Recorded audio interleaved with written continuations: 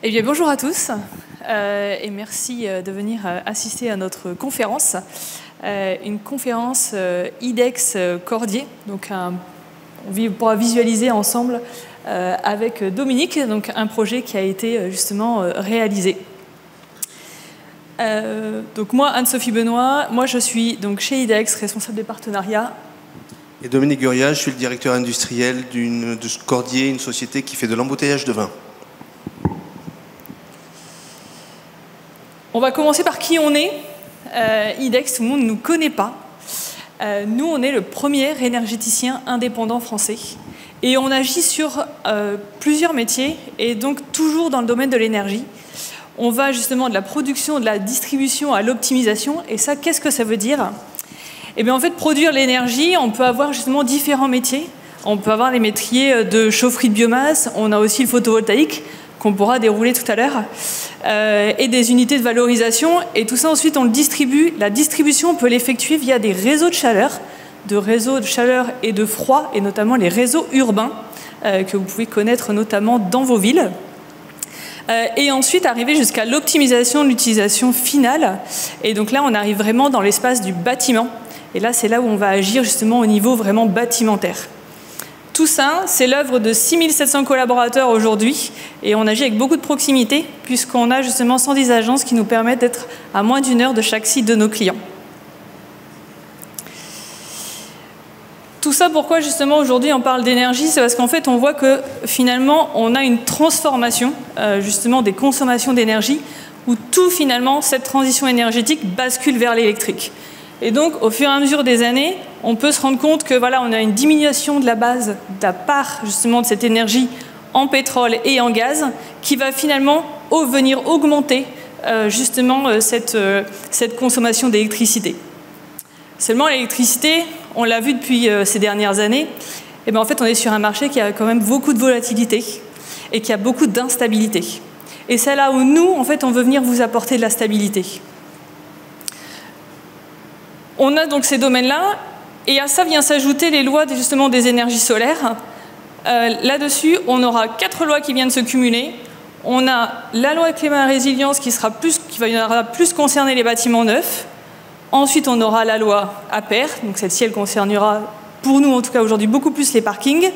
La loi de mobilité, on la verra sous l'angle des bornes de recharge.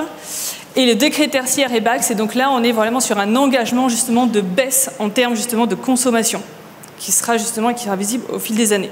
Et ça, je pense que c'est tout ça, tous ces domaines-là, qu'aujourd'hui doivent vous faire écho et que justement vous devez commencer à appréhender. On va cibler aujourd'hui le parking. Et le parking, eh bien, en fait, on a 2 lois. Et on a notamment justement sur le photovoltaïque, dont on vient évoquer aujourd'hui, on a 2 délais, 2 deadlines, qui sont 2028 et 2026. Et ça, c'est demain. Et pourquoi demain? Eh bien, en fait, c'est parce que tout simplement, on a aujourd'hui, nous, donc les projets photovoltaïques, il faut savoir qu'on compte à peu près 18 mois en termes de construction, uniquement de construction. Et donc 18 mois, ça prend quelques temps. Et quand on évoque 2026, eh bien, on est quand même aux portes pour justement faire passer ces 18 mois de construction. La loi des mobilités, pourquoi justement on l'évoque aussi ici? C'est qu'en fait, elle va de pair avec le photovoltaïque, puisqu'à l'énergie solaire, eh ben finalement, on peut justement continuer cette transition énergétique. Et pourquoi pas coupler les deux? On est sur le même actif, on est sur le même environnement qui est le parking. Et donc, on peut tout à fait allier en termes de construction, mais en termes aussi finalement d'organisation et justement de chantier, le photovoltaïque avec les bornes de recharge. Le marché de photovoltaïque, il est énorme et il concerne donc tous les secteurs. Ici, donc, on vous a représenté justement les secteurs, la logistique, la santé, le retail et l'industrie. On est sur l'industrie aujourd'hui avec le CFIA, l'industrie agroalimentaire. Et 20 à 25 gigawatts installés, c'est environ 20 à 35 milliards d'euros déployés pour justement pouvoir répondre à ce marché. C'est énorme. On sait qu'on ne peut pas le faire tout seul. Et donc nous, aujourd'hui, IDEX, on est là justement pour vous aider et pour vous accompagner, pour pouvoir justement déployer tous ces travaux et pour pouvoir en fait, répondre justement à cette demande et à cette transition énergétique qui justement engagent l'électrification. Tout ça, on le fait avec notre solution. Et comment on vous accompagne aujourd'hui dans cette électrification? C'est qu'avec une offre qui vous accompagne de A à Z. Chez IDEX, on est exploitant d'actifs. Et donc, on va venir justement s'inscrire avec vous sur une durée d'environ 20 ans. Oui, 20 ans, c'est beaucoup, mais c'est nécessaire sur ce type justement d'investissement. On va être là de A à Z, et donc de A à Z, ça veut dire qu'on est là dès l'étude, et donc dès finalement, ça peut être la première visite ensemble de votre entreprise pour justement se rendre compte de ce qu'on peut faire, jusqu'à finalement toutes les démarches administratives, mais aussi la construction, et on va encore plus loin puisque nous, on est exploitants, et donc chez IDEX, on a un engagement de résultat. Nous, chez nous, l'important, c'est qu'en fait, aujourd'hui, on s'engage, et donc contractuellement, pendant 20 ans, on va s'engager avec vous, non pas sur justement des moyens qui seront mis en place, mais des résultats qui seront justement visibles et qui seront étudiés chaque année pour rendre compte justement de ce qu'on peut faire ensemble et de ce qu'on a convenu ensemble. Ça, c'est la vraie force d'IDEX.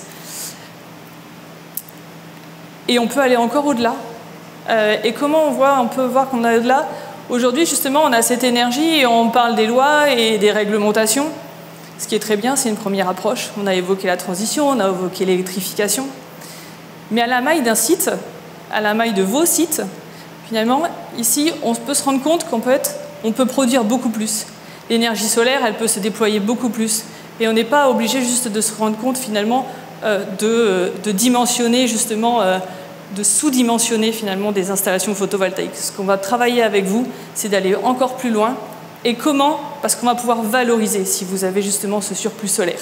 Et on va le valoriser comment? Eh bien, par la gestion énergétique. Mais la gestion énergétique, qu'est-ce que c'est aujourd'hui? Eh bien, on a différentes thématiques finalement sur lesquelles on peut valoriser votre énergie. On pourrait s'orienter sur l'autoconsommation collective et là faire bénéficier tous vos voisins.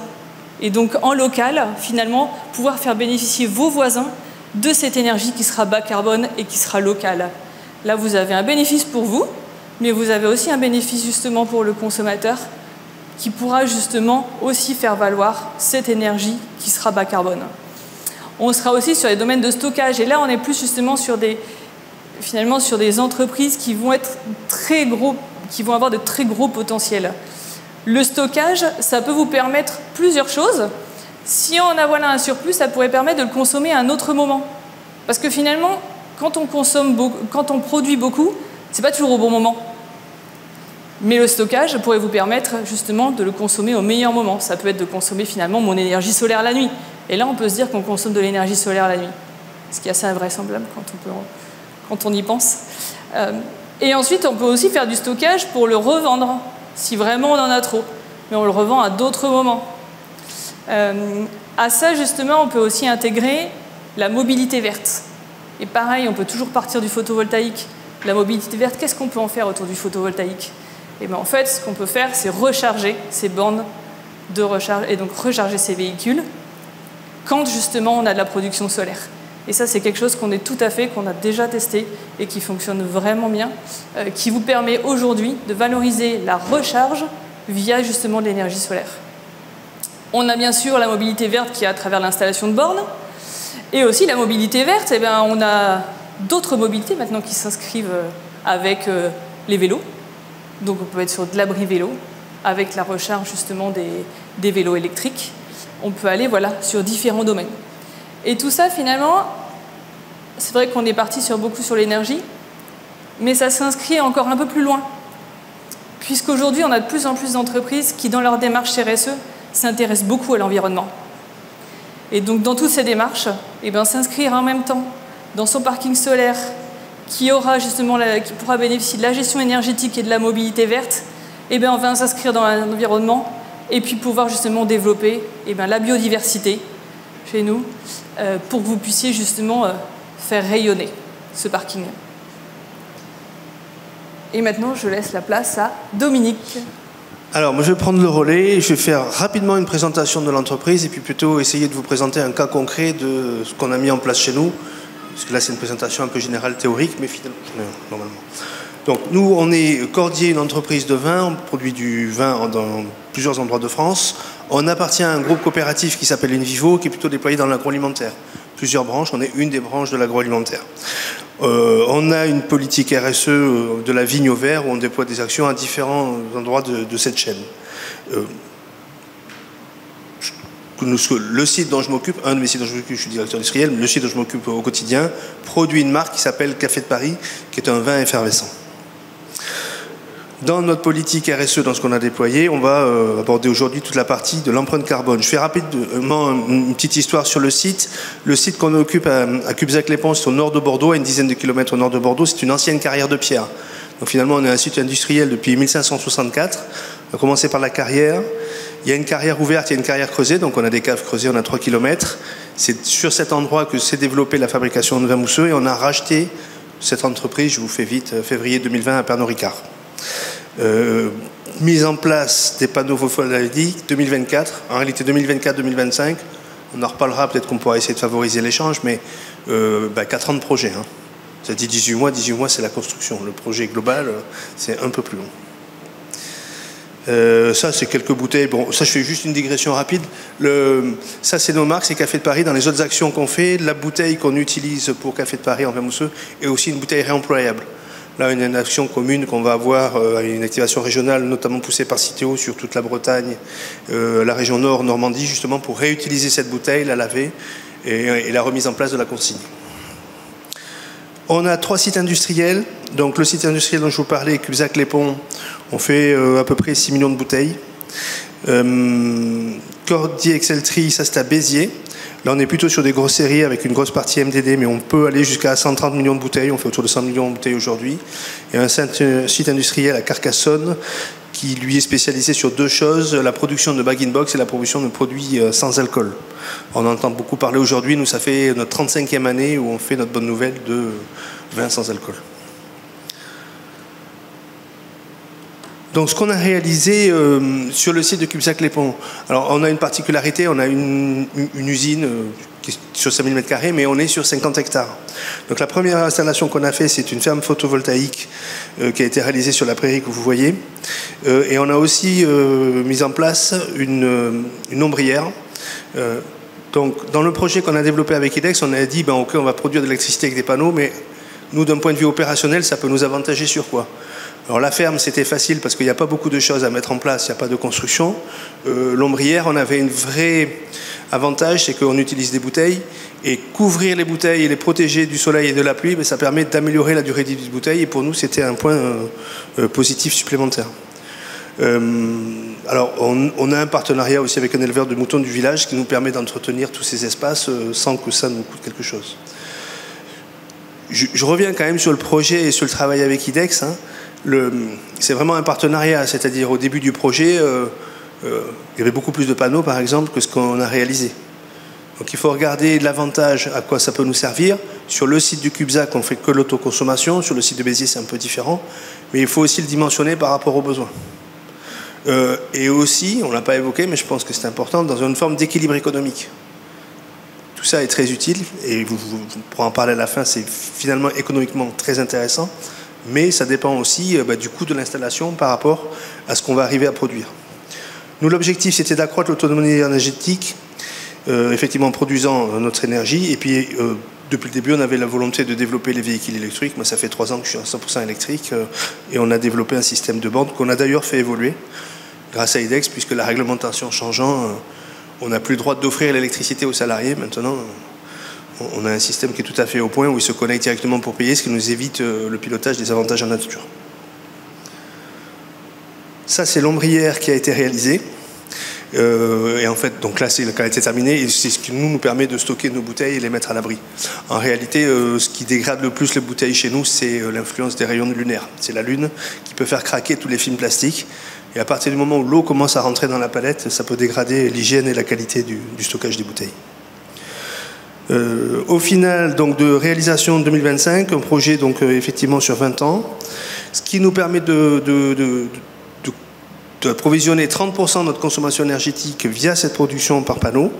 On le suit, alors on a une GTB qui est en place, on suit ce qui est approvisionné, c'est effectivement variable selon le temps, mais avant-hier par exemple, on a pu produire 97% des besoins de la journée. Alors effectivement, il se pose la question de la nuit, il se pose la question de week-end. On a des pistes d'amélioration, c'est ça aussi qui est intéressant avec les projets qu'on met en place.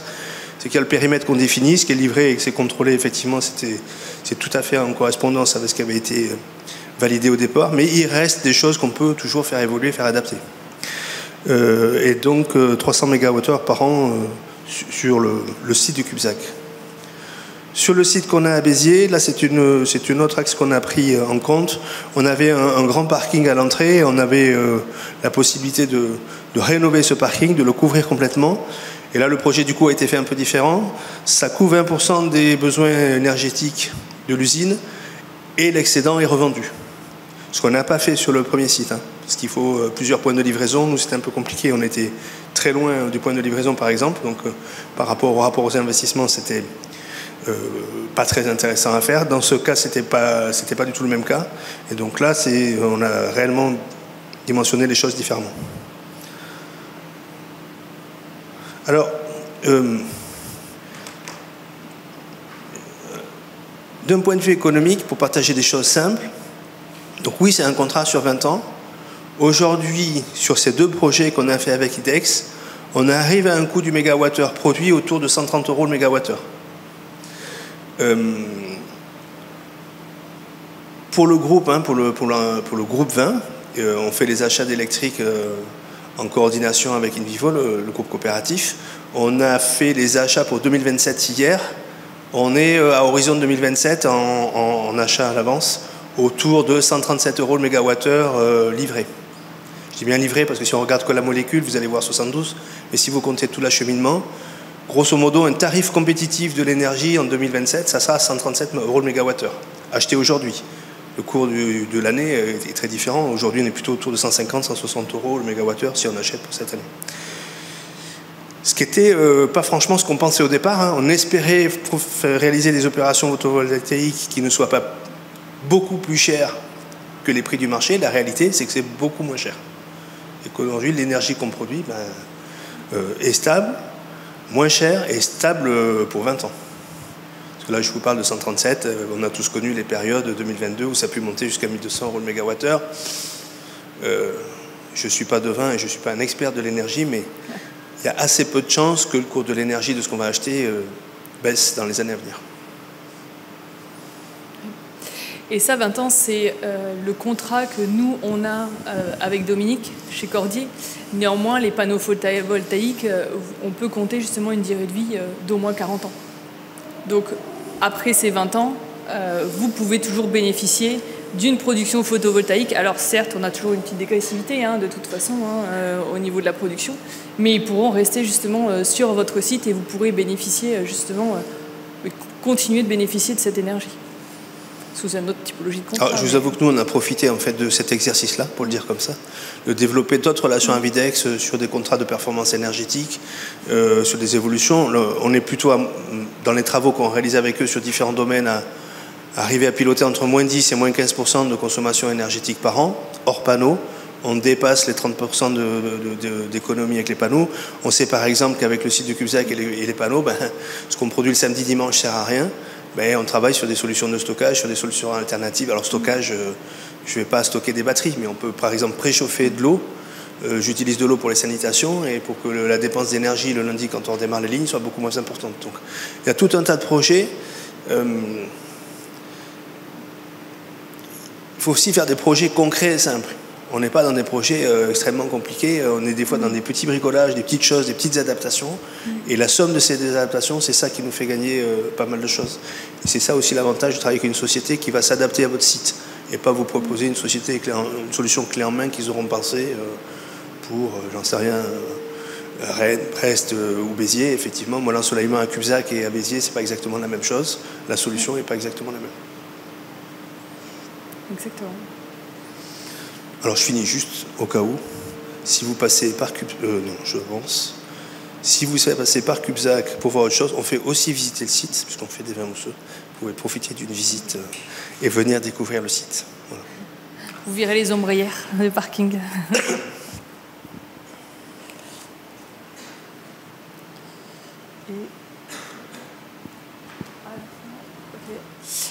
Est-ce que vous auriez des questions? Oui.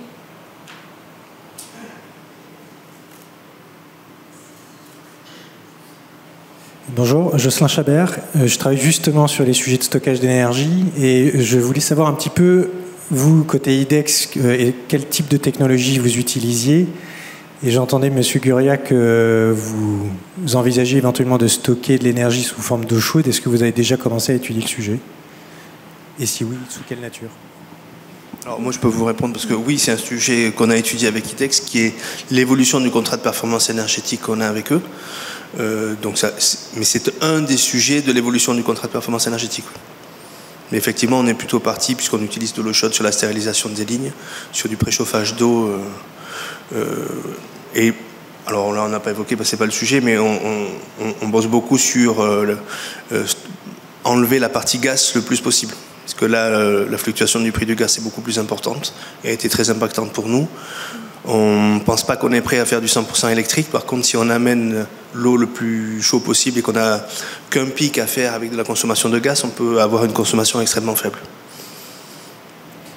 À ça, on peut allier aussi finalement le stockage, mais vraiment sous une forme de batterie. Et donc, on peut aussi justement utiliser qu'il y a un autre procédé que celui que Dominique évoque. C'est encore une fois, c'est l'agilité d'être finalement sur un site et de pouvoir, selon votre configuration, selon ce dont vous avez besoin, pouvoir justement proposer des solutions qui puissent vous adapter. Et ça, c'est vraiment IDEX, on est vraiment surtout, comme voilà, Dominique peut évoquer justement les contrats de performance énergétique. Ça, c'est des contrats qui peuvent tout englober. Et aujourd'hui, c'est ça vraiment la mission d'IDEX et de tous nos collaborateurs. C'est de trouver des solutions voilà, qui puissent s'adapter à chacune et à chaque situation. Je ne l'ai sûrement pas expliqué assez clairement dans la présentation du projet, c'est une des premières qu'on fait ensemble, mais c'est vraiment un partenariat entre deux sociétés. Vous ne pouvez pas confier à une société un projet et les laisser faire. Vous êtes obligé de vous impliquer et d'avoir une équipe qui s'implique très fortement dessus. Ça ne veut pas dire qu'on a la compétence. Nous, on ne voulait pas le faire nous-mêmes. On n'a pas la compétence de faire des panneaux. On a plutôt l'idée à moyen terme, voire à court terme, de leur confier les utilités et de plus s'occuper là de cette partie qui nécessite des compétences particulières et finalement ça peut nous alléger sur la partie maintenance. Mais vous ne pouvez pas vous lancer dans des projets comme ça si vous-même vous vous impliquez pas très fortement dans la mise en place, dans la gestion de projet et mettez un financier dès le début sur l'approche économique parce qu'elle ne peut pas être purement... Enfin, c'est bien d'avoir des convictions environnementales, j'en ai, mais il faut faire intégrer l'aspect économique dès le début.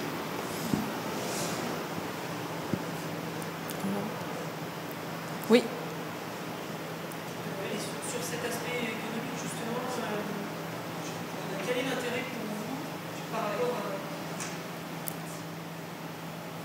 à... Quel est l'intérêt pour vous, économiquement, le ROI, le retour sur investissement, entre un tiers investissement avec IDEX où vous achetez les mégawatts, les kilowattheures à 137 € le mégawattheure, si j'ai bien compris, par rapport à faire construire des panneaux et puis gérer vous-même l'autoconsommation? Plusieurs choses. D'abord, la gestion de projet. C'est-à-dire que si on fait nous-mêmes construire les panneaux, vous n'avez pas que les panneaux en réalité, vous avez tout ce qui va autour. L'évolution du TGBT, les transfos et finalement pas mal de choses. La gestion des permis de construire, la gestion des refus des permis de construire et des nouveaux projets, des adaptations de projets. Les monuments historiques qui veulent des panneaux noirs et pas gris, on ne sait pas toujours pourquoi, mais il y a tout un tas de choses qu'il faut faire évoluer dans le temps. Et puis, dans mon cas précisément, il y a la partie CAPEX. C'est-à-dire que IDEX exporte le projet, ça me permet de prioriser mes CAPEX sur l'activité industrielle qui est mon activité centrale, et pas sur cette partie-là qui m'intéresse beaucoup, mais je n'ai pas envie de prendre de la bande passante sur mes CAPEX. Donc pour moi, ça passe en OPEX. Et financièrement, c'est très différent dans la gestion de l'entreprise. Je ne sais pas si j'ai répondu. Oui, parfait. Merci. Merci. Est-ce qu'il y aurait d'autres questions ?